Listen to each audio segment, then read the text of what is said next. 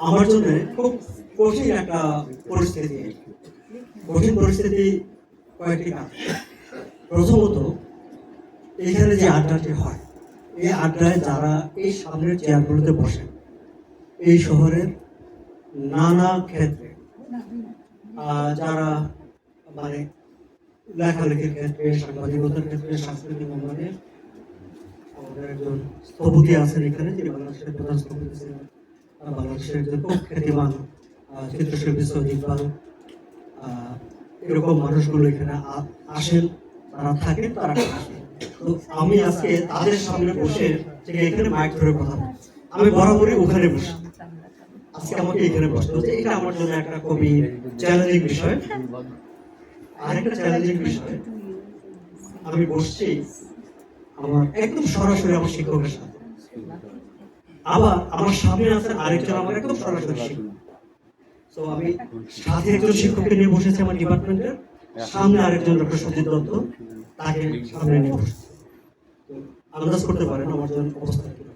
যাই হোক, আমি চেষ্টা করব। আমার তো তেমন কিছু করার নেই, কথা বলবেন স্যার।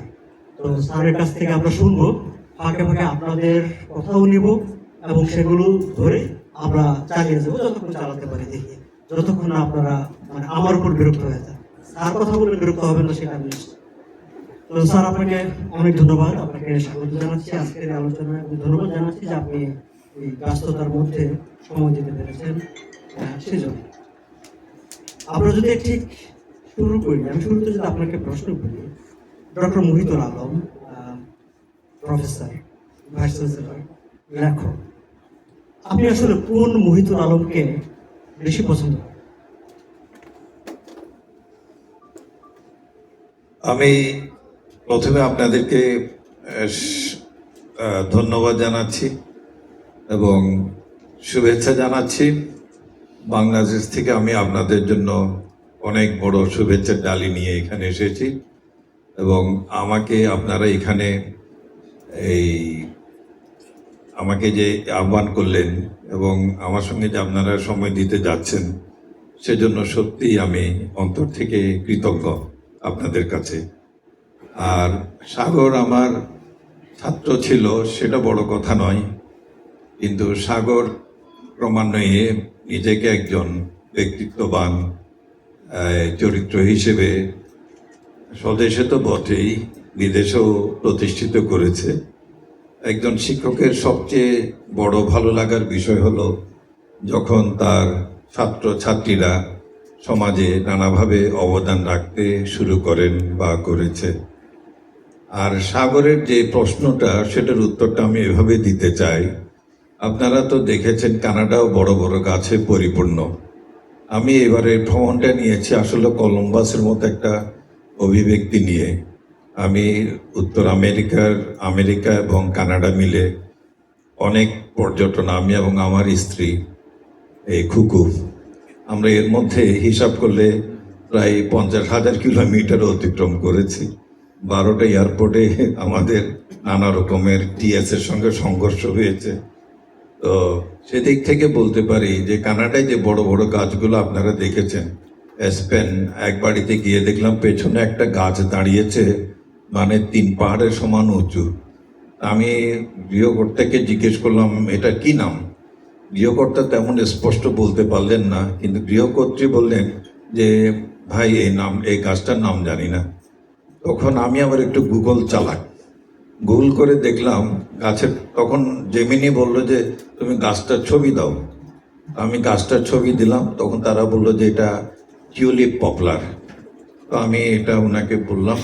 তো এই টিউলিপ পপলারকে যদি আপনি জিজ্ঞেস করেন যে সে তার দৈর্ঘ্যকে পছন্দ করছে না তার পাহাড় সমূহ যে শিকড়ের যে সামান্য ডালপালা আছে, নাকি তার মাটির ভিতর যে শিকড়টা গেছে, কোনটা তার বেশি পছন্দ, টিউলিপ পপলার সেটার উত্তর দিতে পারবে না।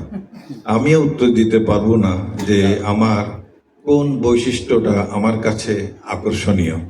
তবে এটা সত্য যে আমি যে অর্থে যে দর্শনবাদী জীবন আমার, সেটা হলো আমি সব কিছুকে এক মধ্যে দেখি, মানে সব কিছুকে আমি একটা পাত্রের মধ্যে দেখি এবং অনেক বিভাজন আমরা করি, অনেক এই বিভাজনের রেখা তৈরি করি, অনেক দেয়াল তৈরি করি, অনেক সীমানা তৈরি করি। এগুলি নিছক আমার কাছে অতি অতি সংক্ষিপ্ত এবং অতি ক্ষণস্থায়ী ব্যাপার বলে মনে হয়। তো সেই অর্থে আমি যখন শিক্ষক তখন আমি প্রশাসকও, আমি যখন প্রশাসক তখন আমি শিক্ষকও, এবং আমি যখন লিখি আমি লিখছি, আমি লেখকও। তো এই দিক থেকে আমাকে চট্টগ্রামে অনেকে প্রশ্ন করেছিলেন যে আপনি দেখি কবিতাও লেখেন, গল্পও লেখেন, নাটকও লেখেন, অনুবাদও করেন, আবার সাহিত্যের গভীর বিষয়ে গবেষণা করেন এবং মৌলিক চিন্তাধারী অনেক প্রবন্ধ লেখেন, দেশের সমস্যা নিয়ে পত্রিকায় কলাম লেখেন। আপনি আসলে কোনটি?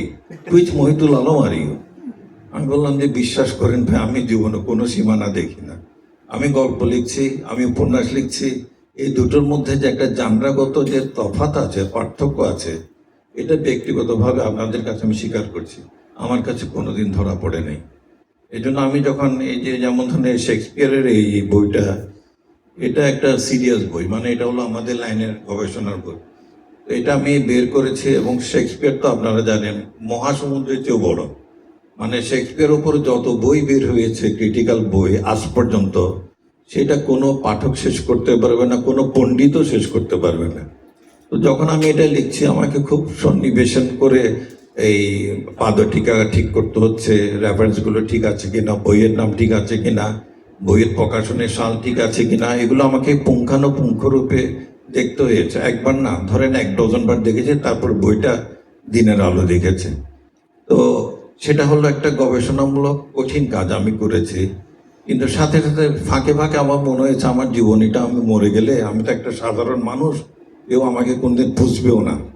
তো রবীন্দ্রনাথ ঠাকুর একটা কবিতা আছে যে কেউ আমাকে পুষবে না, পুষবে না শব্দটা উনি ইউজ করেছেন। তো পুষবে না, তখন কি করব, আমি একটা আত্মজীবনী লিখে যাই। আত্মজীবনী লিখতে গিয়ে ভাষাগত একটা আমার হলো যে আমি বাংলা ভাষায় লিখবো নাকি ইংরেজিতে লিখবো। তখন আমি একটা ফন্দি আঁটলাম যে বাংলা ভাষায় লিখলে রাস্তার মানুষ আমাকে গালাগালি করতে পারে যে এগুলি কি লিখেছিস, এরকম খারাপ খারাপ কথা লিখেছিস। তখন আমি চিন্তা করলাম যে ইংরেজিতে লিখলে অন্তত ভাষার একটা ব্যারিয়ার থাকবে, এবং আমার মনে হচ্ছে আমার চিন্তাটা ঠিক আছে।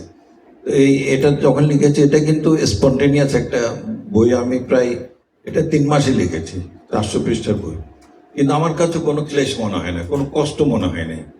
এটা আপনি বলতে পারেন যে সৃষ্টিকর্তা মানে আমাদের সবাইকে এমন ক্ষমতা দিয়ে যান যে যেটা করতে চায়, সে যদি সেটা করতে চায়, সে যেন সেটা করতে পারে। তারপরে এগুলো আমি বলছি, এটা 3টা বই আমার গত 6 মাসে বের হয়েছে। যদি এটার প্রস্তুতি নিশ্চয়ই আমার সারা জীবনে, শেক্সপিয়ার তো আমার ধরেন একাডেমিক্যালি সারা জীবনের আমার অনিষ্ট সাধনা। আর এইটার ঘটনাটা বলি, মহুয়া। আপনারা তো জানেন মহুয়া হচ্ছে ময়মনসিংহের এই গীতি কবিতার প্রধান একটা কবিতা। আমি উনি বলেছেন, আমি যখন কাজী নজরুল ইসলামের জাতীয় কবি কাজী নজরুল ইসলামের উপাচার্য ছিলাম, আমি দায়িত্ব শেষ করে এসেছি, তখন ময়মনসিংহ থেকে আমাকে একটা সাহিত্য সভায় ওরা আমন্ত্রণ জানালো, আমি গেলাম। তো সেই সুযোগে আমি ত্রিশাল গেলাম, মানে আমার আগের বিশ্ববিদ্যালয়ে দেখতে গেলাম। তখন সৌমিত্র শেখর উপাচার্য, উনি আবার আমার চিটাং ইউনিভার্সিটিতে আমাদের সহকর্মী ছিলেন, সুজিত বাবু চিনবেন। ও সুজিতটা কিন্তু আমার সহকর্মী, আমার একটু বরিষ্ঠ, আমরা এক বিভাগে এই একত্রে 25-30 বছর মধ্যে চাকরি করেছি না। আচ্ছা, তো উনি আসার সময় আমার হাতে এরকম কি একটা গুজে দিয়েছেন, আমি খেয়াল করি নাই, ছোট্ট একটা বই, এবং এটা আমি বাক্সে রেখেছি, ঢাকায় এসেছি, ভুল হয়ে গেছে যে এটা বাক্সের ভিতরে আছে। তো বাক্স খুলতে গিয়ে দেখি যে ছোট্ট লাল বইটা ময়মনসিংহ গীতিকা। আমি এটা খুলে, আমি যেহেতু ইংরেজি সাহিত্যের ছাত্র, আমি বাংলা সাহিত্যের সঙ্গে তেমনভাবে ওই অর্থে পরিচিত না, বিশেষ করে এই পল্লী গীত, এই পল্লী সাহিত্য সম্পর্কে তেমন আমার কোনো ধারণা ছিল না। আরে মহুয়া পড়তে গিয়ে আমি দেখলাম যে একটা চমৎকার ম্যাজিক, মানে আমি এরকম সুন্দর এই দেশওয়ালি ভাষায় কবিতা আমি আগে পড়ি নাই। তো পড়ি নাই যখন, তখন আমার হাতে হঠাৎ মনে হচ্ছে এটা আমি অনুবাদ করব ইংরেজিতে এবং কবিতাই করব। তখন আমি একটু সন্ধান করলাম, দেখলাম যে 100 বছর আগে 1913 সালে অধ্যাপক দীনেশচন্দ্র সেন কলকাতা থেকে এই মহেশিকা গীতিকার একটা সংকলন ইংরেজিতে বের করেছিলেন, সেখানে মহু আছে। মহুয়াটা উনি অনুবাদও করেছেন, 24টা গান এটাতে, কিন্তু উনি করেছেন ইংরেজি প্রোজে। ওনার ইংরেজি অত্যন্ত চমৎকার, এখানে মানে বলার কিছু নেই। ওনার ইংরেজির কাছে আমাদের ইংরেজি হচ্ছে ছাই, মাটি, কিন্তু উনি অনুবাদ করেছেন গদ্যে। এবং আমি পরে একটু হিসাব গুগল ঘেটে দেখলাম যে আসলে এটা কবিতায় অনুবাদ করা হয়নি। তখন আমি এটা ছন্দে করলাম। আপনারা বিশ্বাস করবেন কিনা, আমি অনেককে বলেছি এটা, আমাকে যেন একটু ভূতে পেয়েছে, এভাবে যেন চেপে ধরেছে, কর কর কর, শব্দগুলো আসছে, মাঝে মাঝে দু একটা শব্দ আমাকে একটু ইয়ে করে দিতে হচ্ছে, কনটেক্সচুয়ালি কারেক্ট করে নিচ্ছি, কিন্তু গতিটা হচ্ছে মহুয়ার গতি। তখন আমি এটা বের করলাম, আমার এটা একদম সময় লাগে নাই, মাসখানেকের মধ্যে করে ফেলেছে। আমার জীবনের স্পৃহাটা আসলে আমি বলতে চাই, সেটা হলো অনেকটা স্বতঃস্ফূর্ততার মধ্যে দিয়ে আমি জীবনটা কাটিয়েছি। এবং এই স্বতঃস্ফূর্ততার মধ্যে কাটাতে গিয়ে কোনটা বড় দেয়াল, কোনটা এভারেস্ট, কোনটা নাঙ্গা পর্বত, কোনটা অন্টারিও হ্রদ, কোনটা ইরি হ্রদ, কোনটা কত বড়, এগুলো আমার কাছে কখনো ম্যাটার করে নেই।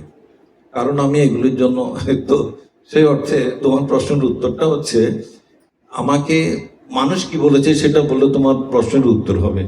কোহিনুর আক্তার নাম আমার একজন সহকর্মী আছেন প্রিমিয়ার বিশ্ববিদ্যালয় ইংরেজি বিভাগে, যেখানে আমি চাকরি করছি, যেটার বিভাগটা আমি ফাউন্ডিং চেয়ারম্যান। এবং ওই বিভাগটা, ইংরেজি বিভাগটা এখন এত বেশি সুনাম কুড়িয়েছে, ওটা অ্যাক্রিডিটেশন পেয়েছে, বাংলাদেশে একমাত্র ইংলিশ বিভাগ যেটা অ্যাক্রিডিটেশন পেয়েছে। আমার ছাত্রী রূপ আছে, আমার ছাত্রী, তোমার নামটা ভুলে গেছে, রিটা, ওই রিটা, রূপা, এরা আছে। তো তারপরে এই কোহিনুর আক্তার একদিন ইয়েতে একটা এরকম সেমিনারে বলছিলেন যে মহিত স্যারকে আমরা সবাই লেখক বলি, শিক্ষক বলি, কিন্তু ওনার যে দিকটা আসলে আমরা বলি না, সেটা হচ্ছে he is also very good administrator. এটা বলছি কেন, আমি তো 4 বছর কাজী নজরুলে ছিলাম উপাচার্য, এবং পৃথিবীর সবচেয়ে কঠিন চাকরি হচ্ছে বাংলাদেশের পাবলিক বিশ্ববিদ্যালয়ের উপাচার্যগিরি করা। আমি এটাকে উপাচার্য বলি, উপাচার্যগিরি। এটা অসম্ভব কঠিন একটা কাজ, মানে উন্মত্ত, অশৃঙ্খল, প্রথা বিরোধী, শৃঙ্খলা বিরোধী এক পাল ছাত্রছাত্রী, শিক্ষকদের পলিটিক্স, নানা কিছু মিলে it's a very challenging job. সেটা যারা করে এসছে তাদের কাছে ইমিগ্রেশন, কানাডার ভিসা, আমেরিকার ভিসা কোনো ব্যাপার না, জলপানি। তারপরে আবার প্রিমিয়ার বিশ্ববিদ্যালয় ইংরেজি বিভাগ এটা খোলার জন্য আমাকে তখনকার মেয়র ছিলেন ABM মহিউদ্দিন চৌধুরী, খুব জনপ্রিয়। হ্যাঁ, তার অফিস থেকে একদিন টেলিফোন আসলো, বলে যে স্যার আপনি কোথায়? আমি বললাম যে আমি এই জায়গায়। বলছে আপনি একটু আসবেন, মেয়র সাহেব আপনাকে সালাম দিছে মানে ডেকেছে। আমি গেলাম। আপনারা হয়তো জানেন না, উনি খুব রসিক মানুষ এবং খুব জীবনবাদী লোক। তো ওনার ওখানে ঢোকার সময় দেখি যে কতগুলো সাহেব, সাদা সাহেব একদল। তো ওরা বের হচ্ছে, মহিউদ্দিন সাহেব আমাকে বললো যে টানকে এই তো বলছে, আমি পরে বাংলাটা অনিতারাল কেন ইংরেজি হন, মানে আপনি এদের সঙ্গে একটু ইংরেজি বলেন। তো ওরা এসছে চট্টগ্রামে নালার পানিকে পরিশোধন করে কিভাবে টিউবওয়েলে সাপ্লাই করতে পারে, এই একটা বিজ্ঞানী দল এসছে জার্মানি থেকে। আচ্ছা, তারপর আমি প্রশ্ন বলছি, আমি একটা কাগজে সই করবো, আপনি একটু এই বিসমিল্লাহ বলেন। আমি বললাম যে আপনি নির্বাচিত মেয়র, আপনি যা বলেন তাই। তো দেখি যে ওটা হচ্ছে আমার appointment letter as chairman of department of English. ওইটা করতে গিয়ে আমাকে একটা ডিপার্টমেন্ট তৈরি করা কিন্তু চট্টগ্রামে বা বাংলাদেশে একটু কঠিন, কারণ হচ্ছে শিক্ষক নিয়োগ দিতে হয়, স্টুডেন্টস আনতে হয়, এটা প্রাইভেট ইউনিভার্সিটি। তো ওইটা করতে গিয়ে আমার অনেক প্রশাসনিক মানে মেধা ব্যয় করতে হয়েছে। তখন আমি দেখলাম যে আমার সাহিত্য পড়ার সঙ্গে এই প্রশাসনিক মেধার একটা ব্রিজ হচ্ছে, পদ্মা সেতু হচ্ছে। কিভাবে? কারণ সাহিত্য পুরাটাই হচ্ছে এইসব জিনিস নিয়ে। যারা মনে করেন যে সাহিত্য মানে আকাশের কল্পনা, চাঁদের কথা, এটা চেয়ে বড় মিথ্যা কথা আর কিছু নাই। সাহিত্য হচ্ছে একেবারে জীবনের গভীর ব্যাপারগুলো সাহিত্যতে যেভাবে আসে, পৃথিবীর অন্য কোনো বিষয়ে সেভাবে আসে না। তো এখানে একজন পাবলিক অ্যাডমিনিস্ট্রেশনের শিক্ষক আছেন, উনি হয়তো আমার সঙ্গে একমত হবেন যে অন্যান্য বিষয়ে মানবিক ব্যাপারগুলোকে ক্যাটাগরাইজ করা হয়, কম্পার্টমেন্টালাইজ করা হয়। এখন আরো বেশি হচ্ছে ডিজিটাল যুগে। মানে আপনি আগে যে জিনিসটা মনে করতেন যে মাথা থেকে পা পর্যন্ত একজন মানুষ, এখন এরা বলছে যে এখান থেকে এখানে একটা অংশ, এটার প্রতি আলাদা মনোযোগ দিতে হবে, হাঁটুটা আরেকটা অংশ, হাঁটুর প্রতি আলাদা মনোযোগ দিতে হবে। অর্থাৎ একটা জিনিসকে খণ্ড বিখণ্ড করে তারপর আপনাকে বলছে, বাচ্চারা যেটা করে না, কি বলে যে বাচ্চারা ওই কাগজ কাটাকে লাগায় লাগায় সিংহ বানায়, বাঘ বানায়, অনেকটা এখন বড়দেরকে ওই খেলার মধ্যে ডিজিটাল সিভিলাইজেশনের কারণে আমরা পড়ে গেছি। সেই জন্য আগে যেখানে কোনোদিন কোনো চিন্তা হয় নাই, এখন সেই ধরনের চিন্তাগুলো করতে হচ্ছে। এখন যদি আপনি মেন্টাল কিছু বলেন তাহলে আপনাকে বলবো যে আপনার ওসিডি হয়েছে, মানে এসব। এই জন্য আমি বলছি যে অর্থে আমার দর্শন জীবনের, আমি তেমন কোনো ভেদাভেদ দেখি না। এই জন্য রেসিজম জিনিসটা আমার কাছে ম্যাটার করে না, বা ধনী গরিব এগুলো ওই অর্থে ম্যাটার করে না। তো আমার মনে হচ্ছে আমি বলতে চেয়েছি যে আমি সামগ্রিকভাবে একজন, ওকে। হ্যাঁ, সামগ্রিকভাবে একজন মানুষ, সবকিছু মিলে আপনি শিক্ষক, প্রশাসক সবকিছু ছাড়িয়ে আপনি বলতে চাচ্ছেন যে মানুষ মহিতুল আলম, সেটাই আপনি দেখাতে চান, সেভাবেই সম্ভবত নিজেকে উপস্থাপন করতে চান। আমরা সেভাবে যাবো। তাহলে আমরা একটু মানুষ মহিতুল আলমকে একটু জানার চেষ্টা করি। আমরা যদি একটু আপনার একেবারে ছেলেবেলার দিকে যাই, যদি একটু শোনার চেষ্টা করি যে তাহলে আপনার জন্ম, বেড়ে ওঠা, আমরা জানি যে আপনি একটা খুবই বড় বিখ্যাত ঐতিহ্যবাহী পরিবারে, আমরা সেই পরিবারের দিকেও যাবো, কিন্তু তার আগে আপনার ছেলেবেলাটা শুনি যে আপনার ঠিক এই জায়গায় দাঁড়িয়ে শৈশবের দিকে যদি তাকান, এই শৈশবটাকে আপনার এই কি মনে হয়, আপনার সেই সময়কার ঘটনা।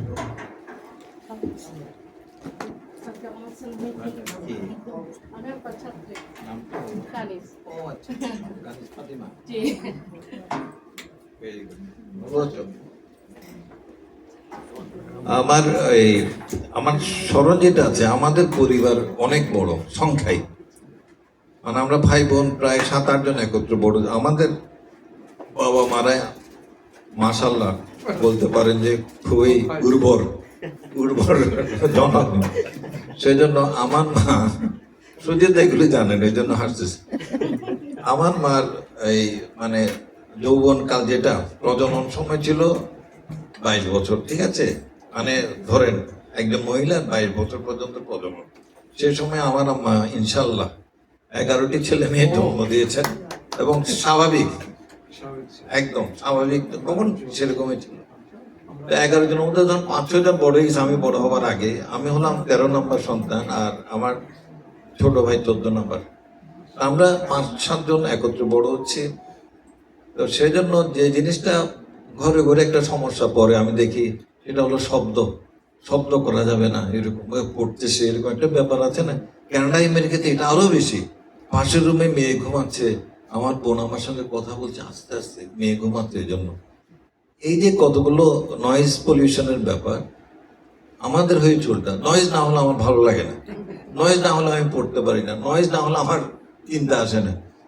তো তখন ছোটবেলা আমি খুব লাজুক ছিলাম, আমি এখন একজন খুব লাজুক মানুষ, এবং তো লাজুক মানুষ এবং শান্ত ছিলাম। কিন্তু আমার ভাই সাজেদ ছিল দুরন্ত। সাজেদ মানে সোলসের প্রতিষ্ঠাতা, ও সব বকাঝকা সব খাইতো, আর আমি ছিলাম মায়ের লক্ষ্মী ছেলে। তো তবে বোধহয় একটা লেজ ছিল আমার, এই লেজের কারণে আমি শান্ত থেকে আসলে শান্ত ছিলাম না। তো সে সময়ে কয়েকটা শিক্ষা আমি পাই আমার আম্মার কাছ থেকে। আমার আম্মা লেখাপড়া জানতেন না, কিন্তু অসম্ভব ধীশক্তি ছিলেন, হাইলি ব্রিলিয়ান্ট একজন মহিলা, যিনি নাকি তখনকার যুগের কারণে লেখাপড়া পাননি। তো আমাদের সময়ে এই মাছওয়ালা আসতো মাছ বিক্রি করতে, তরকারিওয়ালা আসতো তরকারি বিক্রি করতে, এরকম একটা ব্যাপার ছিল। ছোটবেলা থেকে এগুলি দেখে বড় হচ্ছে। আবার আমাদের একটা পুকুর ছিল, আমার আম্মা নিজে জাল ফেলতে পারতেন। আমার আম্মা যেখানে যেটা রুখতেন সেটা একটা মানে বিরাট গাছ হয়ে যেত। অনেকে বলতেন যে আমার আম্মার নাম রাহেলা, যে রাহেলের হাতে মানে সোনা ফলে। তো আসছে আমার আম্মাকে, অনানি অখালা মাছ বড়টা আনছে, এগুলি চানকাই ভাষা, আমি বাংলা বলি, মাছ বড়টা আনছে। তো আমার আম্মা জিজ্ঞেস করছে কত টাকা? ওটা অনানি এটা 6 টাকা, ওইটা 8 টাকা। তখনকার আমি আর্লি 60s কথা বলছি, তখন আমার আম্মা বলে এটা 2.5 টাকা আর এটা 3 টাকা। নানি বলেন কি আপনি 6 টাকার মাছ 2.5 টাকা কেমনি দেবো? আমার আম্মার থেকে আমি একটা জিনিস শিখেছি, once she quoted a price, she would never deviate from it, never. এবং এটা আমার জীবনে আমি অন্যান্য ক্ষেত্রে লাগিয়েছি। ও যখন আমি উপাচার্য ছিলাম, once I took a decision, I never backed away from it, never. এবং এটা আমাকে কিন্তু বাঁচিয়েছে।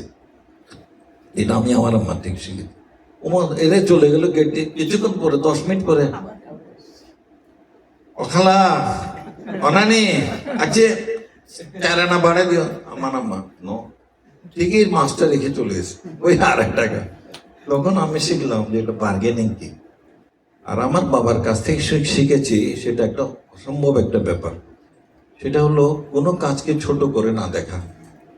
এই আমার আব্বা যখন পত্রিকাটা বের করছেন জমানা, আমরা তো সবাই ঘরে ছেলে মেয়ে ভরপুর, উনি আমাকে দিতেন কাগজটা ভাঁজ করার জন্য। কাগজটা মানে প্রায় 300-400 কাগজ আমি ভাঁজ করতেছি, সেই জন্য আমার একটা পয়সা ধরে দিল। আমার বোন যে একটু লেখাপড়া শিখছে 6-7-এ, সে অ্যাড্রেস লিখছে, তাকে একটা টাকা। তো ফলো হতো কি, আমাদের একটা ওই ছোট বয়সে একটা হাত খরচের টাকা আমরা পেয়ে যেতাম। এটা আমার আব্বার হলো যে তোমার এটাকে বলা হয় ডিগনিটি অফ লেবার, শ্রমের মর্যাদা ছোটবেলা থেকে শিখতে হবে। এই শেখাটা কিন্তু আমাকে অনেক উপকার করেছে, আমি কোনো কাজকে ছোট মনে করিনি।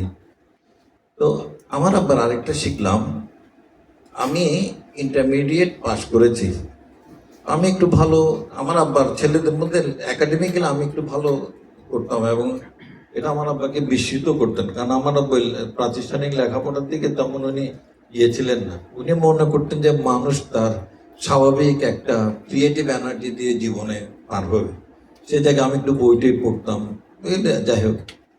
তো তখন আমাদের বাসায় আমার বোন কাপ্তে থেকে একটা ছেলেকে পাঠালো আমার আব্বার কাছে একটা চিঠি দিয়ে, আব্বা এই ছেলেটা লেখাপড়ায় খুব ভালো, আপনি একে যদি একটু জায়গা করে দিতে পারেন ছেলেটা সাইন করবে। এই ছেলেটাকে জানেন? রণজিৎ কুমার বিশ্বাস, সে আমার বয়সী, সে আমাদের বাসায় 10 বছর থেকেছে। আমার আব্বা ওকে যেদিন আসলো আমার মনে আছে, আমার বোনের চিঠিটা পেয়েছে, আমার আব্বা বলছে এটা তোর রুম, এখানে তুই থাকবি, এখানে পড়বি, তোর রান্না বান্না তুই করবি, কারণ ওর যেহেতু ওর তো শাস্ত্রের ব্যাপার আছে। সে রঞ্জিত 10 বছর আমাদের বাসায় থেকে বটনিতে বিএ অনার্স করলো, বটনিতে মাস্টার্স করলো, তারপরে সে এক সময়ে এই পিআইডি অর্থাৎ এই বিসিএস দিয়ে এক সময় তো সে সিনিয়র সেক্রেটারি হয়েছে। তার নাম রণজিৎ কুমার বিশ্বাস। আমি এখানে যে কথাটা বলতে চাইছি, আমরা অনেকে অসাম্প্রদায়িক দিয়ে পল্টনে বড় বড় গলায় কথা বলি, তাই না? অসাম্প্রদায়িক কথা এরকম বলি না, কিন্তু বাস্তব ক্ষেত্রে you are tested on the ground reality whether you are actually showing your non-communalism. আমার এক মুহূর্ত চিন্তা করে নাই রঞ্জিত কাস্ট দিয়ে দিয়েছে, এটা আমি পরে যত চিন্তা করি, আমি অনেক পরিবার দেখেছি না, শয়ে পরিবার দেখেছি, আমি দেখেছি যে আমার আব্বার এই যে বোল্ড ডিসিশন, এটা কোনো পরিবার নিতে সাহস করতো না। সুজিত এখানে আছেন, he will bear witness to me. এই যে ওনার অসাম্প্রদায়িকতার চেতনাটা যে আসলে প্রকৃত সাম্প্রদায়িকতা, সেটার কথা বলছিলাম, আমি সেটা শিখেছি। এই জায়গাটায় আপনাদের ধরিয়ে দেওয়ার জন্য আমি বলি, স্যার যখন স্যারের বাবার কথা বলছেন, আপনারা অনেকে হয়তো জানেন, আর যারা জানেন না তাদের জন্য আমি একটু জোর করে দিই, মাহবুব আলমের নাম আপনারা শুনে থাকবেন। আমাদের ভাষা আন্দোলনের সময়কার একটা বিখ্যাত কবিতা, না সেটা আমি তো ভুল করছি না? আচ্ছা, স্যার আপনি একটু তাহলে বাবার সম্পর্কে এটার একটা যোগ আছে, ওই মাওলানা চৌধুরী তিনি আনিতে আসেনি, ফাঁসির দাবি নিয়ে এসেছি, হ্যাঁ, ওনার নাম হচ্ছে মাওলানা চৌধুরী। হ্যাঁ, না একটু বলি, এখানে একটা যোগ আছে, এটা এনারা এনজয় করবেন। তো মাওলানা চৌধুরী এই রাউজান বাড়ি, আর আমার আব্বা হচ্ছে মাহমুল আলম। আমার আব্বার তৃতীয় ভাই, যেটা কাজী নজরুলের বন্ধু ছিলেন, ওনার নাম হচ্ছে দিদারুল আলম। তখনকার দিন আপনারা হয়তো জানেন না, মুসলিম পরিবারগুলো যেহেতু কম উঠতেছিল, লেখাপড়ায় কম ছিল হিন্দু পরিবারের তুলনায় 20 শতাব্দীর প্রথম দিকে, তখন একটা রেওয়াজ ছিল যে ভালো পরিবারের সন্তানেরা যেখানে যেখানে নাম করছে সেই পরিবারের সন্তানদের নাম অনুযায়ী নাম দেওয়া। তো মাহুল আলম চৌধুরীর নাম মাহুল আলম আমার আব্বার নামে নাম, আর দিদারুল আলম ওনার একজন কাজিন আমার চাচার নামে দিদারুল আলম যিনি। তো ফলে হয়েছে কি, মাহুল আলম তো প্রথম বিশ্বযুদ্ধে অংশগ্রহণ করেছিলেন আমার বাবা। তারপরে পল্টনের জীবন স্মৃতি, মোমেনের জবানবন্দি, মফিজন, এগুলি লিখে উনি আদমজি পুরস্কার, বাংলা একাডেমি পুরস্কার, তারপরে 21 পদকও পেয়েছেন সাহিত্যে। কিন্তু তার 22 বছর পরে এই মাহুল আলম চৌধুরী উঠতেছেন, উনি ওই কবিতাটার জন্য অনেক বিখ্যাত হয়ে গেছেন, উনিও 21 পদক পেয়েছেন। আচ্ছা ঠিক আছে, আমার বাবার নাম কেউ জানে না, কিন্তু মাহুল আলম চৌধুরীকে আমার বাবা হিসেবে দেখা যায়। এবার আসল ঘটনাটাই বলি, তারপরে আপনাদেরকে কোনো বিরক্ত করছি না তো? বান্দরবানে ওখানে একটা বই সপ্তাহ হবে, বই মেলা। তো বান্দরবানের যিনি ডিসি, উনি ঘটনাক্রমে আমার এক পুরনো ছাত্রের স্ত্রী। তো সে কারণে উনি আমাকে চিফ গেস্ট হিসেবে নিয়ে গেছেন বান্দরবানে। বইমেলার উদ্বোধনে আমি চিফ গেস্ট, আমাকে এখন ইন্ট্রোডিউস করে দিচ্ছেন ওখানকার জেলা পরিষদের চেয়ারম্যান, একজন চাকমা ভদ্রলোক। সুন্দর বলে যাচ্ছেন আমার সম্পর্কে, যেমন সাগর বলে যাচ্ছে। তারপর বলছে যে ওনার পিতা বিখ্যাত মাহুল আলম চৌধুরী। আমি একটু ঘেমে উঠলাম। আমি কিন্তু চৌধুরী বলে যাচ্ছি, মাহবুব আলম বলছি। তো তারপরে আমি সে রাগ বললাম যে ভাই আপনারা কিছু মনে করবেন না, আমার বাপকে নিয়ে আমি খুব বিড়ম্বনায় আছি। আবার মাহুল আলম চৌধুরী ঘটনাক্রমে ছবি ভাইয়ের শ্বশুর বাড়ির লোকবাদ, উনি আমার তালতো ভাই। তালতো ভাই মানে হচ্ছে বোঝেন তো, শ্বশুর বাড়ির আর কি, মানে কাউন্টার ব্রাদার আর কি, ব্রাদার ইন ল। উনি আমার তালতো ভাই, আর মাহুল আলম উনি আমার বাবা। এটা তো একটা যোগ গেল। আরেকটা যোগ হয়েছে চিটাগাং বেতার থেকে, আমার একটা ওরা বলেছে আপন জীবনে আপনি, এরকম একটা করে বায়োগ্রাফিক্যাল একটা ভিডিও করেছে, আমারটাও করেছে। আমার বাবার নাম মাহুল আলমও দিয়েছে। ছবি যখন দিয়েছে সেটা আমার বাবার ছবি না, মাহুল আলম চৌধুরীর ছবি। আচ্ছা, রিসিপ্টটা তো ধরেন আমি বক্তৃতায় সংশোধন দিতে পেরেছি, ইয়ারও তো এটা ইয়ার হয়ে গেছে, তাই না? তখন বললাম। তো আমার বাবা ছিলেন প্রথম বিশ্বযুদ্ধে কাজী নজরুল ইসলাম যে 49 নম্বর বাঙালি পল্টনে গেছেন, আমার বাবাও সেই একই। কিন্তু দুজনের মধ্যে একটা পার্থক্য আছে, কাজী নজরুল কিন্তু করাচি থেকে আর যেতে পারেন এই ফ্রন্টে। আর্মিতে যুদ্ধে যাওয়ার জন্য প্রস্তুতির জন্য কতগুলো বডি ফিটনেস লাগে। একটা হলো, এখন শুনলে হাসবেন, একটা হলো কি আপনি যখন দাঁড়াবেন অ্যাটেনশনে, আপনার হাঁটু যদি লেগে যায় তাহলে ইউ আর আনফিট। আরেকটা হচ্ছে পায়ের তালু যদি সমান হয়, মানে তালুগুলো যদি একদম সমান হয় তাহলে you are unfit. Kazi Nazrul unfit হয়েছিলেন এবং তাকে তখন এটাকে বলা হয় এনডিসি, যেটা মানে জোগাড়দারি আর কি, নতুন সৈন্যরা আসলে কোথায় তাদের ছাউনি হবে, কখন তারা যাবে, এগুলি ঠিক করে। আর আমার আব্বা গেছেন মেসোপোটামিয়া, এখনকার ইরাকে। সেখানে 3 বছর কিন্তু উনি সম্মুখ সমরে যুদ্ধ করেছেন। এবং আপনারা এটা বলি, কুতুল্লামারা নামে একটা তুরস্ক, কুতুল্লামারা নামে ইরাকের একটা বিশেষ জায়গা দখল করে ফেলেছিল ব্রিটিশদের কাছ থেকে। তখন গান্ধী বলল যে, গান্ধীকে, এটা আমি শুনেছি, গান্ধীকে তখন ব্রিটিশরা বলল যে তোমাদেরকে স্বাধীনতা দেব যদি তোমরা আমাদেরকে ইন্ডিয়া থেকে সৈন্য দিতে পারো। তখন ইস্ট বেঙ্গল 49 কোম্পানিটা গঠন করা হয় যাতে ইন্ডিয়া থেকে সৈন্য যেতে পারে। সেই তারা গিয়ে কুতুলামারা যুদ্ধে অংশগ্রহণ করে কুতুলামারাটা বিজয় করেছে, অর্থাৎ টার্কির কাছ থেকে আবার এটা পুনরুদ্ধার করেছে। সেই জন্য এটা একটা পুরস্কৃত ব্যাপার। তো সেটা হলো আমার আব্বা। আমার আব্বা পরে মফিজন লিখেছেন, মোমেনের জবানবন্দি লিখেছেন, তারপরে পল্টন জীবনের স্মৃতি, যেটা ওনার যুদ্ধের স্মৃতি। স্বাধীনতার যুদ্ধের পরে ওনার বয়স যখন 1898-তে ওনার বয়স তখন 74 বছর।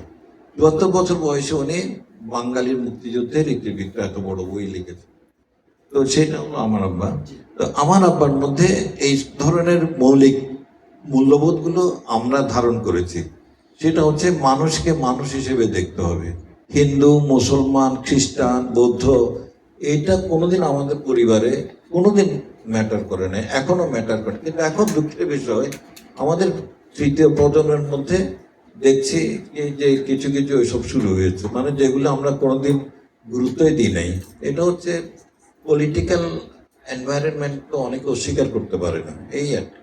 তোমার প্রশ্ন উত্তর দিয়েছি। হ্যাঁ, আমরা যদি আপনার লেখালেখি দিয়ে যাই, আমরা অবশ্য একটু শুনতেও চেয়েছিলাম যে আপনার পড়াশোনার বিষয়টা, আপনার স্কুল কলেজ তারপরে ইউনিভার্সিটিতে গেলেন, এই জায়গাটা আমরা একটু শুনবো। তার সঙ্গে লেখালেখির জায়গাটাই আমরা একটু শুনতে চাই যে আপনি কেন ভাবলেন যে আপনাকে লিখতেই হবে, কেন আপনি লিখতে শুরু করলেন, কখন লিখতে শুরু করলেন? আচ্ছা, প্রথমে আমার স্কুলিংটা বলি। আমি প্রথমে গেলাম, আমরা তখনকার দিনে 1-2 পড়তে হতো না, কিন্তু বাসায় 1-2 পড়ে ক্লাস 3-তে ডাইরেক্ট আমি সেরকম ভর্তি হয়েছি ইয়েতে সালে জহুর স্কুলে। কিন্তু ওটা আমার ভালো লাগে না, কারণ পথে যাওয়ার সময় একটা আলসেশিয়ান কুকুর পড়তো একটা বাড়িতে, এমন ঘেউ ঘেউ করতো, এই কুকুরের ভয় আমি আর ওইটা ছাড়লাম। পরে একটা সুন্দর স্কুলে ভর্তি হলাম, এই primary school, free primary school, Chunar গুদামে, অর্থাৎ নিউ মার্কেটের পাশে, এখন যেটা মিউনিসিপ্যাল স্কুল। তো সেখানে ফুলের বাগান ছিল, এটা আমাকে খুব আকর্ষণ করেছে। আর দেখি যে যিনি হেডমাস্টার, কবি আলাদিন আলী নূর, তার চেহারা চুলের সব কাজী নজরুল ইসলামের মতো, এবং উনি একটা কালো চশমা পরতেন।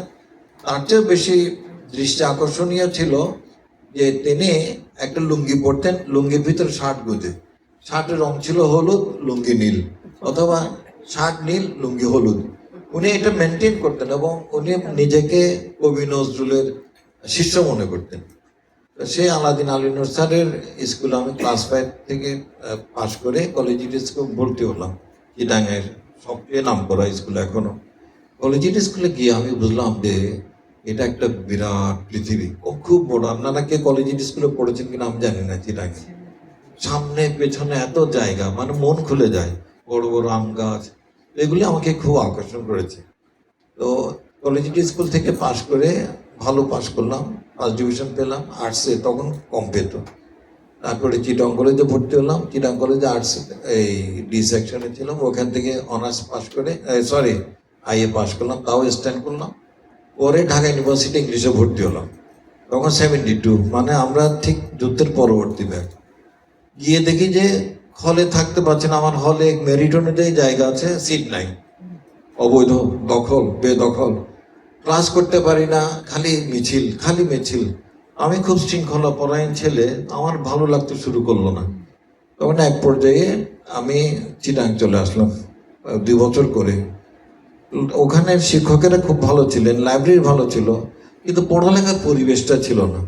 আর ডাইনিং হলে ভাত খেতে পারতাম না, কারণ তখন এই নীলক্ষেতের ব্যবসায়ীরা ব্রিফকেস, তখন বলতো ব্রিফকেস ব্যবসায়ী, স্বাধীনতার পর এটা বেশি হয়েছিল, এরা এসে তখন আমাদের হলে ভাতের দাম ছিল 1 টাকা 4 আনা করে, 5 শিকা আর কি। ওরা ওই 5 শিকা মানে ছাত্র দেখি 5 শিকা করে খেত, এটা আবার ছাত্র নেতারা এটাকে প্যাট্রোনাইজ করতো, কারণ তাদের টাকাটা পেত। আসলে আমাদের দেশের রন্ধ্রে রন্ধ্রে একটা দুর্নীতি আছে, স্বাভাবিকভাবে দুর্নীতি, মানুষ এটা মানে এটার চিকিৎসা করতে হবে। তারপরে ঢাকা থেকে আমি চলে এসে আমি আবার চিটাং ইউনিভার্সিটি গেলাম চিটাং কলেজে, ওখানে আমি 3rd ইয়ার কমপ্লিট করে চিটাং ইউনিভার্সিটিতে গেলাম। ওখানে আলী স্যার ছিলেন, আমাদের প্রফেসর আলী। আমি ভালো রেজাল্ট করলাম, প্রফেসর আলী আমাকে বললেন যে তুমি বিভাগে জয়েন করো, are you interested in teaching? আমি বললাম ইয়েস স্যার। বলছে no, not to satisfy us, but are you genuinely interested? আমি বললাম অফকোর্স ইয়েস স্যার। এই মানে আমার আর পাশ করে একদিনও বসে থাকতে হয় না, রোজার বন্ধ চলে। তারপর আমি জয়েন করলাম, দেখি যে সুজিত আমার সহকর্মী, আমার 2 বছরের সিনিয়র, এভাবে আরো অনেককে পেলাম। চিটাং ইউনিভার্সিটি থেকে আমি পরে কানাডায় আসলাম, কানাডায় ওই ডিএমএটা করলাম থান্ডার বে। এটা আমার ওই বইটাতে আছে, অটোবায়োগ্রাফিতে কানাডা সম্পর্কে। থান্ডার বেতে এসে আমি অবাক, এত ফ্রি সব জায়গায় যেখানে যাচ্ছি, মানে একটা যেন আনন্দর ব্যাপার, ঈদের মতো ব্যাপার। তখন আমার বয়সও কম ছিল, যেখানে যাচ্ছি শুধু সংঘর্ষ হচ্ছে আমার বাঙালি কমিউনিটির সঙ্গে। তুমি কেন এই রুটি খাও, দেখো না এই রুটিতে লাড আছে, ওইটা কেন খাও, জানো না ওইখানে হারাম। এই ভাই হালাল হারাম এগুলো আমি জীবন আগে কোনোদিন শুনি নাই। বাংলাদেশে থাকতে হালাল হারাম এগুলি আমাদের কোনোদিন মাথায় আসে না, আর এখানে এসে পা দিল বলতে হালাম, হাত দিল হারাম। আরে এই বাঙালিগুলোর সঙ্গে আমার লেগে গেল। আমি 45 বছর আগের কথা বলছি, এই বাঙালিগুলোর সঙ্গে আমার লেগে গেল, ঝগড়া ছাড়া আর কোনো কথা নেই। কারণ আমার প্রত্যেকটা মূল্যবোধের থেকে যে তারা বিপক্ষে, এইটা মানে লক্ষ্মী বলা যাবে না, এরকম একটা দেখুন লক্ষ্মী বলা যাবে না। আমি একটা খুব লক্ষ্মী না, আলহামদুলিল্লাহ মাশাআল্লাহ, লক্ষ্মী বলা যাবে না। আরে তো তারপরে তো এখন আমরা তো পরিবার থেকে ওগুলি শিখেই নাই, মানে আমাদের মনে হয় এইগুলি নেই। আচ্ছা, তো এই লেখেন ইউনিভার্সিটি, বিউটিফুল ইউনিভার্সিটি, ছোট লাইব্রেরিটা ছিল আমার একটা জগৎ। 4 তলা লাইব্রেরি, এমন হেন বই নাই যেগুলো আমি পেতাম না, মুগ্ধ হয়ে দেখতাম বইগুলো। তারপর আমি আবার চলে গেলাম দেশে। এই দেশে গিয়ে চাকরিটা তো চলছে, এক পর্যায়ে চিন্তা করলাম যে পিএইচডিটা করে ফেলি ঢাকা বিশ্ববিদ্যালয়ের আন্ডারে, সিরাজ খান চৌধুরী ওনার আন্ডারে। তো আমি বললাম যে স্যার আমি শেক্সপিয়ারের উপরে করবো। তখন ফেরদৌস ওনার হলো এই যে আপনি ওখানকার টিচার, আমি বলি ফেরদৌস আজিম। ফেরদৌস আজিম, বাবা আপনার এত সাহস! আমি বললাম যে জীবনের সাহস ছাড়া আর আমার কিছু নাই। তো শেক্সপিয়ার ধরা শুরু করলাম। শেক্সপিয়ার পড়তে গিয়ে দেখি আমি আসলে মজা পাচ্ছি। আমি শেক্সপিয়ারের পোয়েটিক বর্ণনাগুলো, তার ফ্রেজিংগুলো এত বেশি মানে যুগঘনিষ্ঠ, ইউনিভার্সাল মানবতার ঘনিষ্ঠ, যে যারা নাকি বলে যে শেক্সপিয়ার পড়ো না, তারা আসলে শেক্সপিয়ার না পড়েই বলে। মানে এরকম কবি হয় না, এরকম নাট্যকার হয় না, যে জীবনের কথা আপনি যেটা বলতে চান সেটা উনি বলে গেছেন, যে অনেকটা যেটা আমাদের রবীন্দ্রনাথ ঠাকুরের মধ্যে আছে, কিন্তু শেক্সপিয়ার এটা আরো ব্যাপকভাবে আসে। রবীন্দ্রনাথ ঠাকুর পড়লে মনে হয় যে আস্তে আস্তে আপনি স্বর্গের কাছে চলে যাবেন, ঠিক আছে। আর শেক্সপিয়ার পড়লে মনে হয় যে একটু বাজারে যাই, ঘুরে আসি টরন্টো ডাউন টাউনে, লোকে কিভাবে মদ খায় এটা একটু দেখি, কিভাবে ঝগড়া করে ওইটা একটু দেখি, এটাও হবে শেক্সপিয়ার। মানে he will lead you back to mankind, community. আর শেক্সপিয়ার পড়লে মনে হয় যে এই আত্মাটা ছাড়া শরীর একদম অপ্রয়োজনীয়, এই আত্মাটার সঙ্গে ওই বড় আত্মাটার একটা মিলন হতে হবে, মানে একটা অ্যানিমিস্টিক ফিলিং থেকে উনি এটা বলেছেন। তো শেক্সপিয়ার পড়তে গিয়ে আমি পড়ছি তখন একটা বিস্ময়কর ব্যাপার হয়েছে। আমি একটা কম্পিউটার কিনেছি, ডেস্কটপ। তখনকার দিনে ডেস্কটপ, তখন তো ল্যাপটপ আসে নাই। বিশ্বাস করেন ডেস্কটপটা যেন স্মল গড। এটা করতেছে আর আমার নিজে থেকে থিসিস গুলো আসতেছে, আমি কোনো লং হ্যান্ডিং করি নাই। শেক্সপিয়ার উপরে আমি জাস্ট ডাইরেক্ট লিখতেছি, আর ওখানে ফুটনোট দিচ্ছে, টিপলে ফুটনোট আসতেছে, টিপলে প্যারাগ্রাফ আসতেছে, টিপলে ইটালিক্স হচ্ছে। আমি মুগ্ধ, এই কম্পিউটারের এই টেকনোলজিক্যাল অ্যাসিস্ট থেকে আমি মুগ্ধ। আমার আর থিসিস লিখতে দেরি হয় নাই। আমি প্রথম চ্যাপ্টারটা স্যারকে পাঠাইলাম, স্যারের কোনো খবর নাই। আমার মন খুব খারাপ, আরে আমি তাইলে বলতে খুব বাজে একটা কিছু লিখছি। স্যার তো আবার জগৎ মানে দেশ জোড়া খ্যাতি তার, বামপন্থী চিন্তক হিসেবে। উনি তখন চিটাগাঙে কি একটা রাজনৈতিক এই বামপন্থী রাজনৈতিক সম্মেলনে প্রধান অতিথি হিসেবে এসছেন, লালদিঘির ময়দান উনি বক্তৃতা দেবেন। আমি আমার এক সহকর্মী সহ গেছি, স্যার আমাকে মোহিত কেমন আছো ইত্যাদি ইত্যাদি। তখন অনুপম সেন আমার এই উপাচার্য ছিলেন প্রিমিয়ারের, ওই বিখ্যাত দার্শনিক, দর্শন শাস্ত্রের সোশিয়োলজি। তো অনুপম সেন আমাকে বললেন যে মোহিত আপনার স্যারকে নিয়ে আসেন, আমরা একত্রে ডিনার খাই। তো অনুপম সেনের গাড়িতে অনুপম দা বসছেন পিছনে, আর আমি সামনে বসে, স্যারও বসছে। গাড়ি চলছে চলছে, চাইনিজে যাচ্ছে আর কি। হ্যাঁ, হঠাৎ স্যার আমাকে বলছে, মোহিত তুমি যে একটা চ্যাপ্টার পাঠিয়েছো ওটা খুব ভালো হয়েছে। আমাদের স্যার আপনি এতদিন বললেন না কেন, আমি তো এটা নিয়ে টেনশনে আছি 2 মাস ধরে। বলছে ওটা খুব ভালো হয়েছে। তখন আমি উৎসাহ পেলাম, পরের বেলা আর দেরি হয়নি, তো ডিগ্রিটা পেলাম। তো আমার এডুকেশন এবং মানে ছাত্রত্ব এবং টিচিংয়ে ওই ভাষা আমাকে খুব আকর্ষণ করেছে। আমি যে কোনো শব্দকে দেখেছি কিভাবে শব্দটা আসছে, তো এগুলি আমাকে খুব আকর্ষণ করেছে। আর শেক্সপিয়ারের ব্যাপার হচ্ছে তার রঙ্গমঞ্চ, যেটা আপনারা হয়তো অনেকেই জানেন বা অনেকে নাও জানতে পারেন। শেক্সপিয়ার কিন্তু নাটক লিখেছে আমাদের জন্য না, নাটক লিখেছে মঞ্চে, উপস্থিত মঞ্চে করা যায়। তার যে কোম্পানি ছিল তার খুব ব্যবসায়িক মনোবৃত্তি ছিল, তারা শেক্সপিয়ারকে দিয়ে নাটক লেখাতে যাতে সেটা পাবলিকে খায়, এবং সেভাবে পাবলিকের টেস্টের দিকে লক্ষ্য রেখে শেক্সপিয়ার তার নাটকগুলো করতেন। তখন সেখানে একটা বড় সীমাবদ্ধ ছিল, পাবলিক স্টেজে মেয়েরা তখন অভিনয় করতো না। এটার বিরুদ্ধে কোনো আইন ছিল না, কিন্তু স্বাভাবিকভাবে out of sense of property তারা মেয়েরা এখানে অভিনয় করতেন। তাহলে মেয়ের অভিনয় করতো ছেলেরা, ছোট ছোট ছেলে, জানেন তো ছেলেদের একটা বয়স পর্যন্ত যখন গলা ভাঙে না তখন তাদের গলা তাদের মায়ের মতো থাকে, একদিন হঠাৎ সকালে উঠে মা দেখে যে ছেলেটা তো বাপের গলায় কথা বলছে, এরকম হয় না? এইটা রাতারাতি হয়, কিন্তু মা হঠাৎ আবিষ্কার করে দেয়, আরে কালকের খোকা আজকে তার বাপের গলায় কথা বলছে। এই চেঞ্জ হওয়ার আগে এরা ছেলেদেরকে ধরে, যাদেরকে একটু ট্যালেন্ট আছে তাদেরকে নিয়ে তারা, তো শেক্সপিয়ার এগুলি নিয়ে খুব মজা করেছেন। মানে এটাকে বলা হয় ক্রস ড্রেসিং বা ট্রান্সভেস্টিজম, মানে ছেলেরা মেয়েদের পোশাক পরে মেয়ে হিসেবে অভিনয় করছে, ঠিক আছে? তো এইগুলি নিয়ে শেক্সপিয়ার মানে শেক্সপিয়ারের সঙ্গে অন্য নাট্যকারদের তখনকার তফাৎ হলো, অন্য নাট্যকাররা এটাকে ক্রস ড্রেসিংকে একটা ডিভাইস হিসেবে নিয়ে একটা রুটিন মাফিক সেটাকে টেকনিক হিসেবে অ্যাপ্লাই করেছেন। কিন্তু শেক্সপিয়ার সেখানে থেমে থাকে না। উনি দেখাতে চেয়েছেন যে একটা ছেলে যখন নারীর পোশাক পরে, তখন তার মধ্যে দুইটা জেন্ডারের, দুইটা সেক্সুয়ালিটির যে একটা সংমিশ্রণ চলে ইমোশনাল, সেটা কিভাবে হয় সেটা তিনি দেখিয়েছেন। এই দিক থেকে শেক্সপিয়ার আলাদা।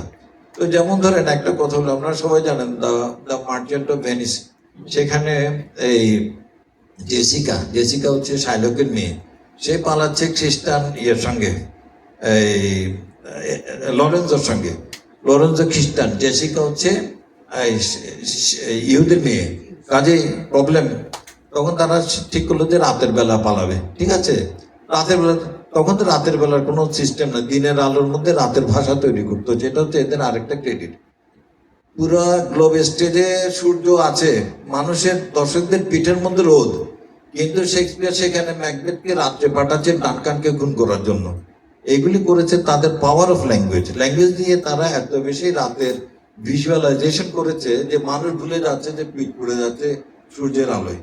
তো সেখানে জেসিকা জানলা দিয়ে বের হচ্ছে, ঠিক আছে? তো জেসিকা বের হচ্ছে কিন্তু ছেলে হিসেবে, অর্থাৎ জেসিকা আগে ছিল ছেলে, নাটকের কারণে হয়েছে জেসিকা, মানে ছেলে মেয়ে হয়ে অভিনয় করছে। এবারে সে যখন পালাবে তখন সে তো ছেলে হিসেবে পালাবে, মেয়ে হিসেবে তার পালাতে পারবে না, তখন সে একটা হাফ প্যান্ট পরেছে, শর্ট, ঠিক আছে? মানে ছেলে মেয়ে, মেয়েটা এখন ছেলে হয়েছে। তখন জেসিকা বলছে, এখন রাতের অন্ধকার বলে কোনো অসুবিধা হচ্ছে না, দিনের বেলা হলে কিন্তু তোমরা আমার রান দেখতে, এবং সেটা খুব অশোভনীয় হতো।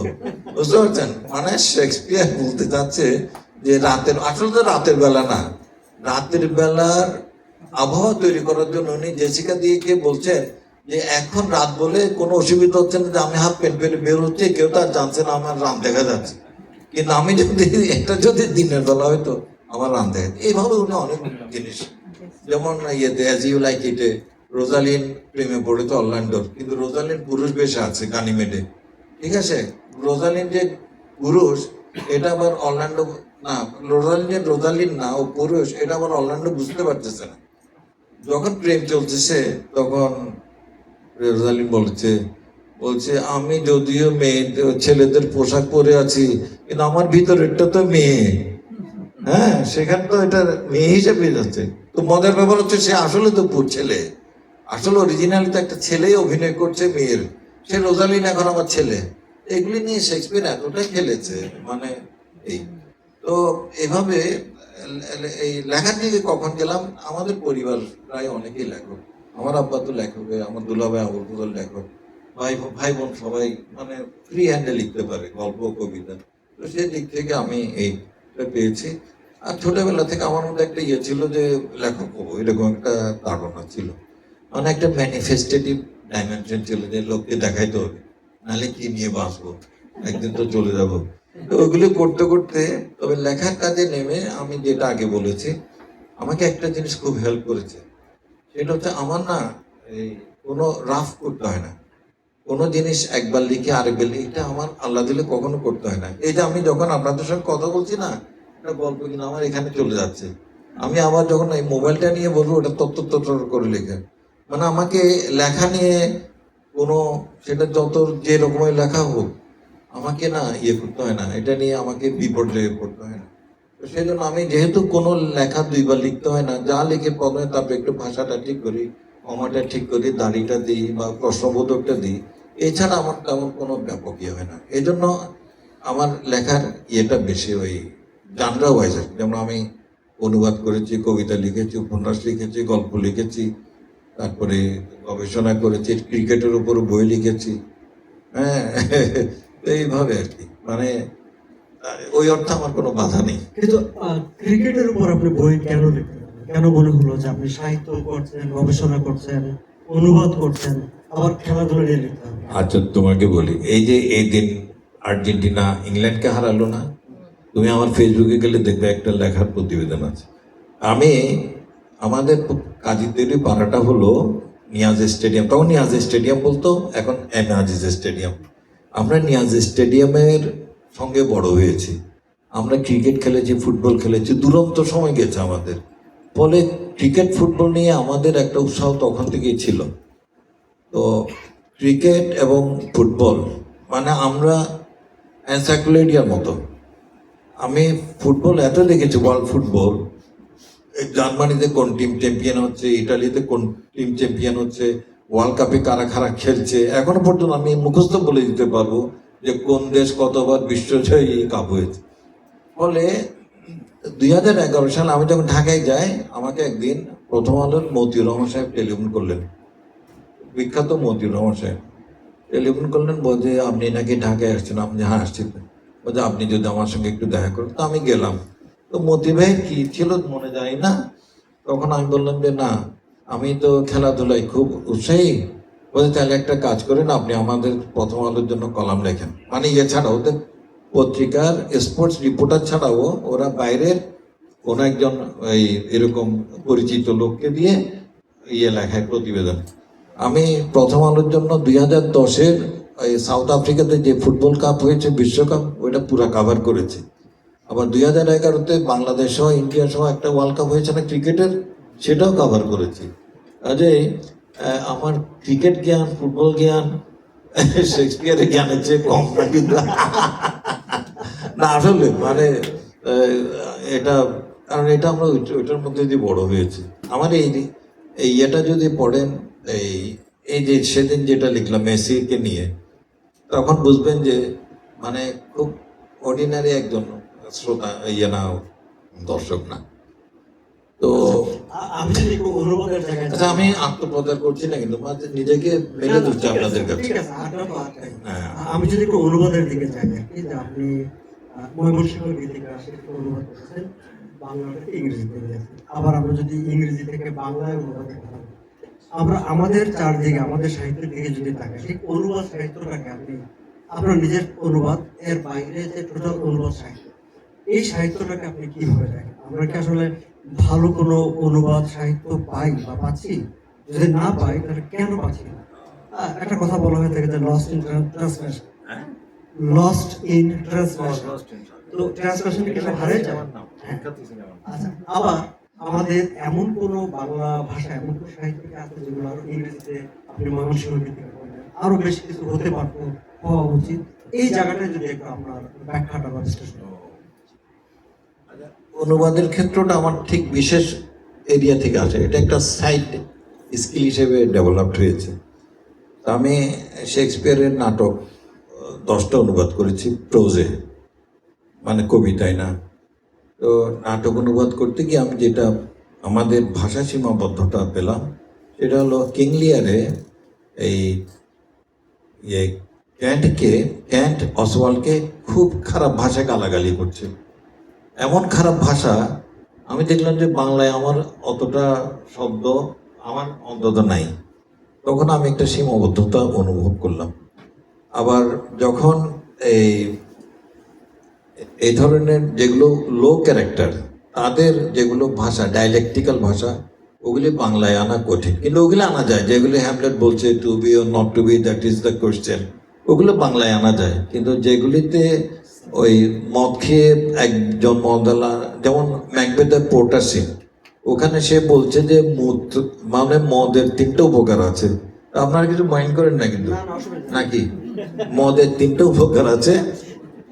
একটা হচ্ছে এটা তোমাকে খুব আনন্দ দেয়, আর আরেকটা হচ্ছে এটা তোমার মধ্যে ডিজায়ার তৈরি করে, এবং শেষটা হচ্ছে খারাপ, সে ডিজায়ারটা তুমি পরিপূর্ণ করতে পারবে না, মানে এটা বলছে সে।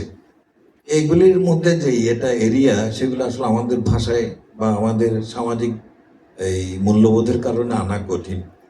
তো সেদিক থেকে অনুবাদ জিনিসটা আমার মনে হয় যে একটা কঠিন। তবে আমার একটা প্রবন্ধ আমি বলেছি, অনুবাদও একটা শিল্প, যেটা মৌলিক মনোযোগ দাবি করে।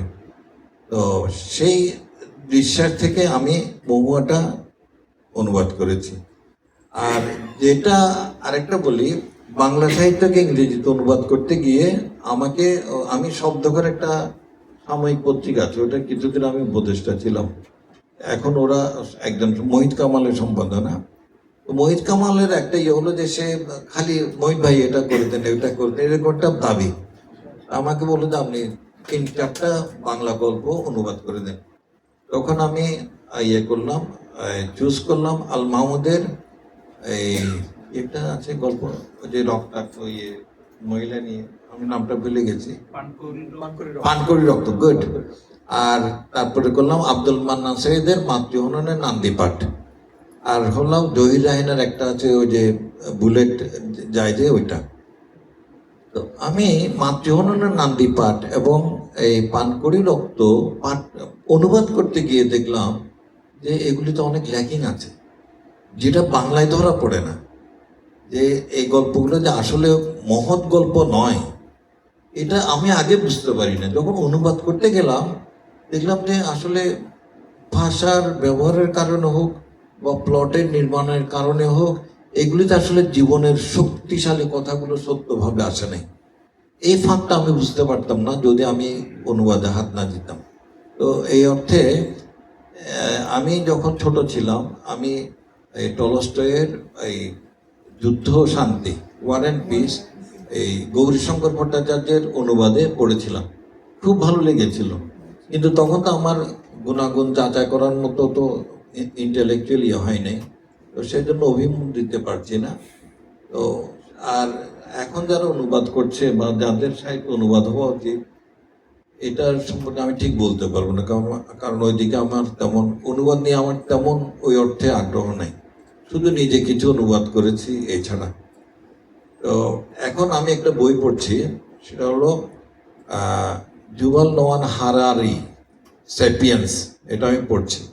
ওইটা উনি লিখেছেন হিব্রু ভাষায়, মানে ওনার ইহুদি ভাষায়, কিন্তু ওইটা ইংরেজিতে অনুবাদ করেছে। অনুবাদ করতে গিয়ে আমি বুঝতে পারছি যে খুব ভালো অনুবাদ হয়েছে। এখনকার লেখার যেটা এই কৌশল, মানে বড় বড় পণ্ডিতেরা করছেন, যেমন আমার খুব শ্রদ্ধাভাজন স্কলার হার্ভার্ড ইউনিভার্সিটির ইংরেজির প্রফেসর শেক্সপিয়ার পণ্ডিত গ্রিনব্লাট যেটা করেছে, স্টিফেন গ্রিনব্লাট, সেটা হলো কি আগে একটা রীতি ছিল, মানে বছর 20 আমি কি কোনো আপনাদের ধৈর্যের বছর 20 আগেও যেটা ছিল ইন্টারন্যাশনালি এই ক্রিটিক্যাল রাইটিংয়ে, সেটা হলো যে যেটা যত কঠিন বিষয় সেটাকে তত কঠিন ভাষায় উপস্থাপন করা। যেমন আপনি যদি দেরিদা বা ফুকো এদের এই ইংরেজির ইয়েগুলো পড়েন, আপনি হারাই যাবেন, কয়েকবার পড়তে হবে। বা আমাদের গায়ত্রী বিভাগের প্রবন্ধ যদি পড়েন, আপনি ঠিক পা দিতে পারবেন না। কিন্তু স্টিফেন গ্রিনব্লাটরা এরা হচ্ছে নতুন প্রজন্মের পণ্ডিত, এরা করেছে কি এমন একটা ভাষা রপ্ত করেছে যেটা রাস্তাতে শনিখানায় মদ খাচ্ছে সেও বুঝতে পারবে, আবার হার্ভার্ডে রিসার্চ করছে উনিও বুঝতে পারবে। এই জিনিসগুলো আমি আমার লেখায় আনার চেষ্টা করি।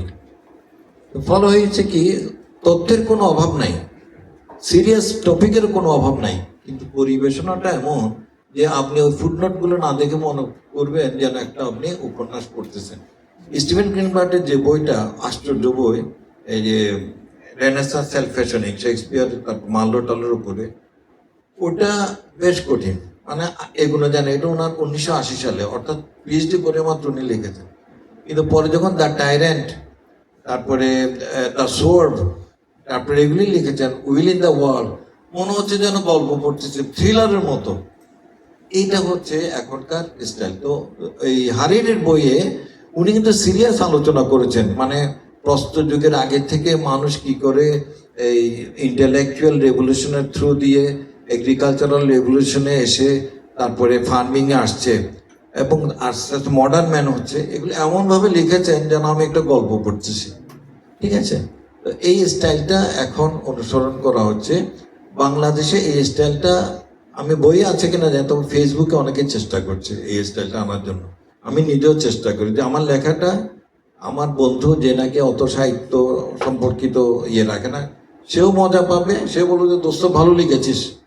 আবার একজন সিরিয়াস তিনিও চিন্তা করে পাবেন। এই এই এই আইডিয়াটা এটা কিন্তু আমেরিকান একাডেমিক্স গুলো থেকে এসছে, মানে হার্ভার্ড, প্রিন্সটন বা আমাদের এখানে ইউএফটি, এদের কাছ থেকে এসছে যে পণ্ডিতি ভাষায় ওইভাবে না লিখে সহজ ভাষায় পণ্ডিতি কথাবার্তা বলতে হবে, তাহলে এটা ইউনিভার্সালাইজেশন হবে। এখন তো যুগ, এই ডিজিটাল যুগের কারণে পুরো ওয়ার্ল্ড এখন একটা ইউনিভার্সালাইজড সেলের মধ্যে পড়ে গেছে। মানে ও একটা কথা বলবে, এটা জাপানের ছেলেটা বুঝবে না, সেটা আর হতে পারবে না।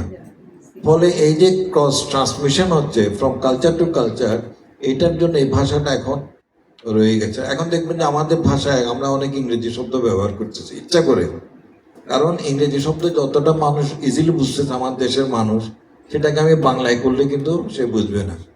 তো এইভাবে আমি একটা নিজেও ভাষা মানে তৈরি করছি এরকম মনে হয়। এখন আমরা যদি সামনের দিকে তাকাই, আমরা ফ্লোরটা ওপেন করে দেবো। আমার মনে হয় যে অনেকেরই অনেক রকম প্রশ্ন থাকতে পারে, সেটা বরং এনগেজিং হবে। কিন্তু তার আগে যদি আমরা একটু সামনের দিকে তাকাই, ডক্টর মহিতুল আলম, আপনি আপনার নিজেকে নিয়ে সামনে কি দেখেন? আপনি কোথায় দেখেন? আপনাকে আপনি কোথায় দেখেন? ডক্টর মহিতুল আলমকে আপনি মহিতুল আলম কোথায় দেখেন?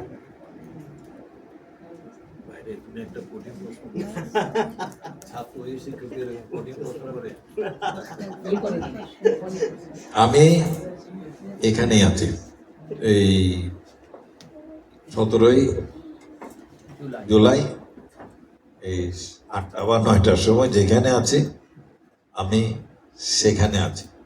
আমার ব্যাপারটা হচ্ছে, আমি মনে করি না যে আমি কিছু এক্সপেক্ট করব কারো কাছ থেকে।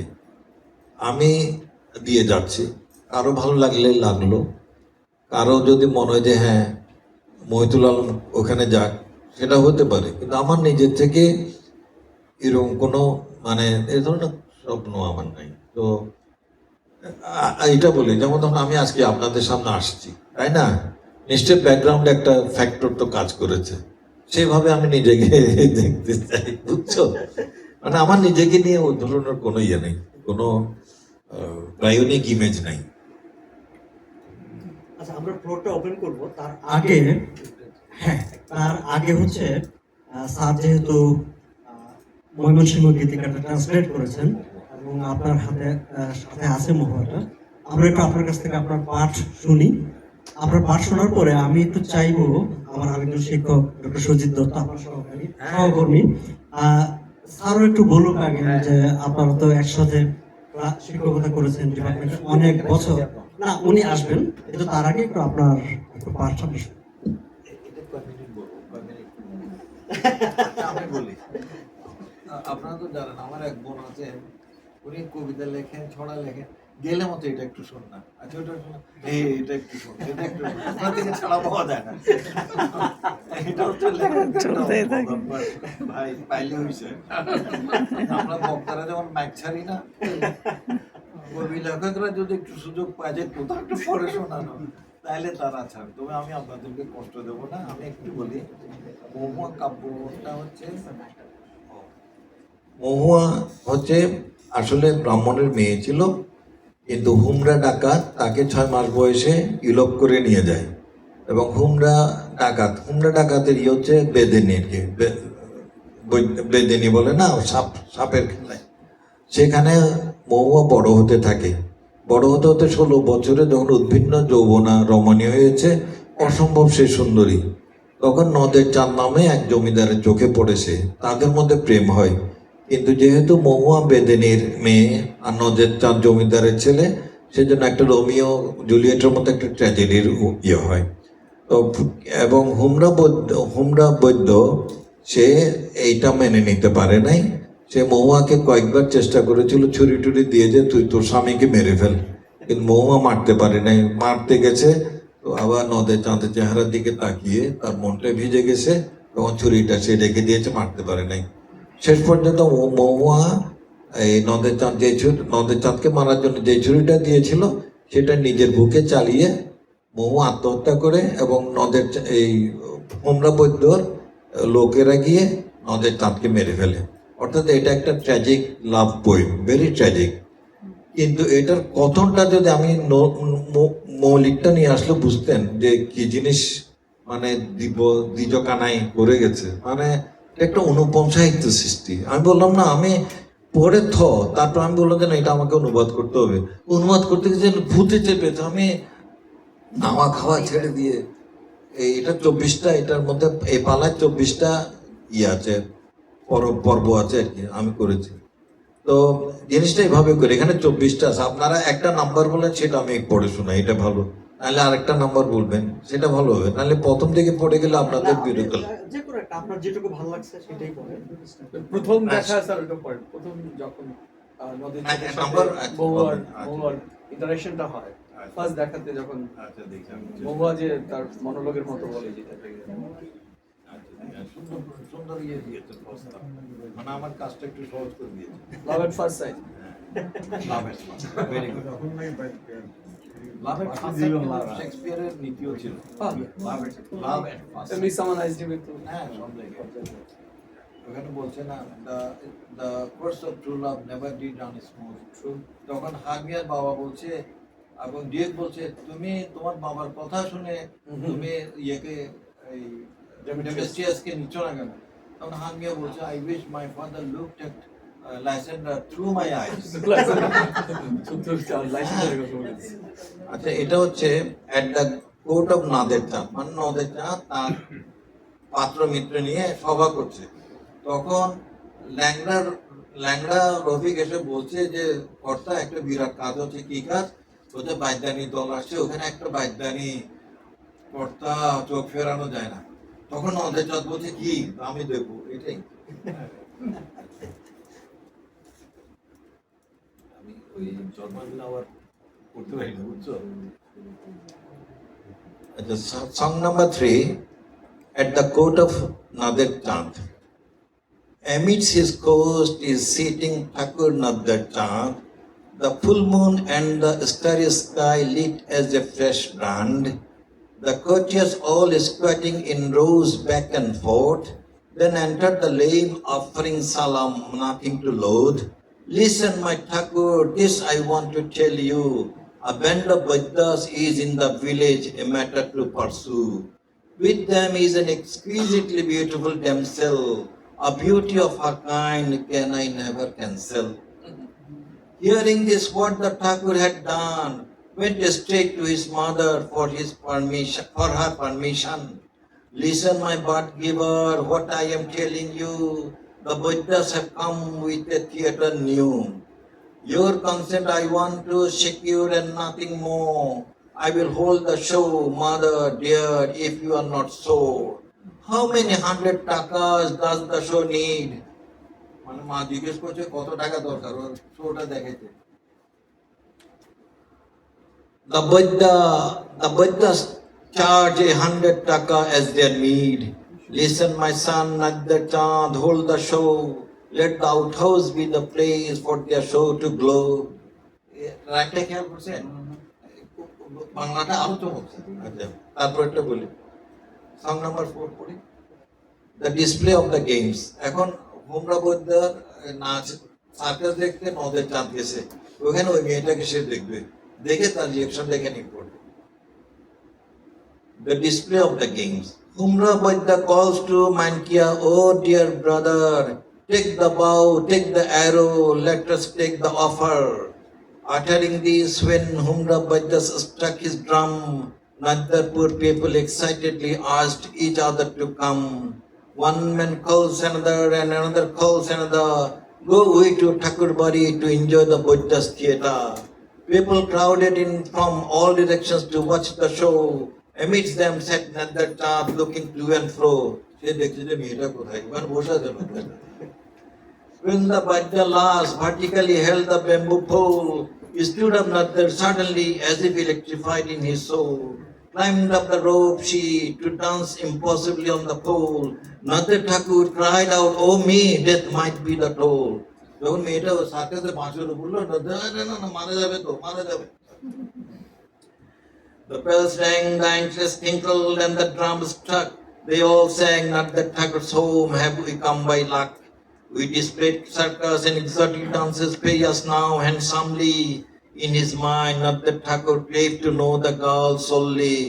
Not the Thakur মনে হচ্ছে মেয়েটাই তার জানতে হয়েছে ভাই আপনার এটা দিচ্ছে দিয়ে He gifted them a shawl of 1,000 rupees and a huge cash, and Humla Buddha begged for a home to settle down in a dash. He gave them lentils and also rice to cook and eat. Consume your food in the new house and sleep neat. Gave you the stone to smash food and to have more. Go to Leakanda to build a house with a floor and a door. The new house that Buddha built to great comfort, and pleasantly blew a wind, but the daughter felt discomfort. And the Buddha created a garden of eggplants all around, and the daughter tried to pluck them in tears drowned. Do not cry, my dear daughter, do not cry. Selling those eggplants I will a fortune buy. About the new house with the seeded paddy, without you, daughter, a knife would kill me unhappy. And then Buddha planted an orchard of aram. Selling aram will give you bangles on your arm. And the Buddha grew bananas on the compound. The banana sold a chain will deck your neck around. All around the new house, Buddha erected a fence, and adorned the fence with jasmine flowers dense. He killed the ducks and the pigeons, hunted down the parrots, acted soaked in black cumin, cooked a dish that not rots. এরপরে দেখাটা বলে বলে তারপরে শেষ করতে ঠিক আছে Nader Chand and Mohua meet at the river ghat. নদীর ঘাটে সুজন সখী দেখা One day Nader Thakur held a gathering on the road. 3 evenings a candle burnt in the house on a board. Finishing her games, Buddha's daughter was returning home. Meeting her on the road, Nader Thakur the handsome. Hi lass, listen to me, well, come near me for a moment. I want to tell you what is brewing in my mind at this instant. As the moon rises in the evening and sinks the sun, at that time, do you go to the river ghat alone for some fun? Go, dear lass, all by yourself in the evening by the river. I will fill your jar to the brim to carry on your waist steamer. So, carrying her jar on her waist, does Mohua go to the river. And right there on that evening, Nader Chand waiting forever. Fill the water, you beautiful lass, your mind is in water. What I said yesterday, do you remember ever? Listen to me, you prince from a different land. Whatever you said yesterday, my memory is sand. Ah, you young lass, so forgetful is your mind. Just in one night you forgot my words, so unkind. You are a man from a different country, and so am I. I die of shyness to talk when you are nearby. Oh, my watery nymph, you have stirred the waves of love. Speak with a smiling face as nobody is watching us dove. Who is your mother, lass, and whoever is your father? Where did you have your abode before coming hither? I have no father and no mother, no own brother either. Float like a plankton in the current of the river. It was my fate to roam with the Buddha. What anguish I burn from, you have no idea. No caring mind do I find in this world to understand what pain into I am being hurled. You, Thakur, are living with a beautiful wife, a happy family, you have nothing to complain about life. Thakur then said, lass, I have tied my soul to you. It was a mistake, you thought I had a wife to woo. Hard-hearted are your parents, hard-hearted are you. A youthful life is squandered where nothing is true. Your father and mother are a cruel pair, and so are you. This youth in you is in full bloom, but not any wife to woo.